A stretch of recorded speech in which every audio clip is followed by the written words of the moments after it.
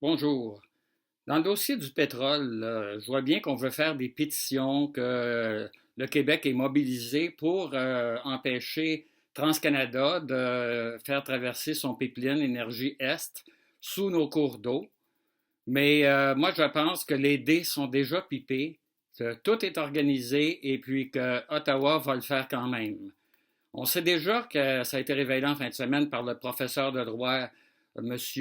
Barry, Jean Barry, que le BAP, qui a été décrété par le gouvernement du Québec, est illégal. Tout est arrangé avec ce qu'on appelle le gars des vues, là, pour que l'aspect économique des retombées de ce pipeline-là soit écarté des audiences.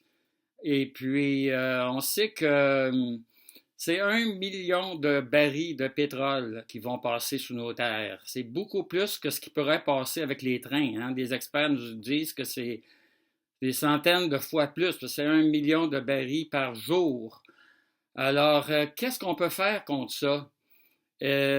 Trudeau Junior, comme je l'appelle, a déjà dit que, quoi qu'il arrive, quoi qu'on fasse, son idée est déjà faite. Le pétrole va passer, parce qu'Ottawa en a décidé ainsi. Alors, moi, je tiens à vous dire qu'il n'y a qu'une seule solution, et je n'en vois pas d'autre, c'est de faire l'indépendance du Québec.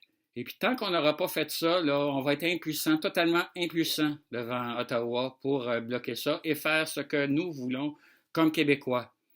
Et puis pour faire l'indépendance du Québec dans 2016, là, pour 2018, dans les circonstances actuelles, il n'y a que le Parti québécois qui est en mesure de prendre le pouvoir avec Pierre-Carl Péladeau. Qu'on l'aime ou qu'on ne l'aime pas, c'est le seul qui peut nous amener au pouvoir et nous permettre d'accéder à notre souveraineté nationale. Alors que vous soyez de gauche, de droite, de centre, rallions-nous si nous voulons que le Québec soit respecté. Faisons notre indépendance, puis ensuite on chicanera entre nous autres. Merci. Mon nom est Pierre Schneider, je suis journaliste indépendant.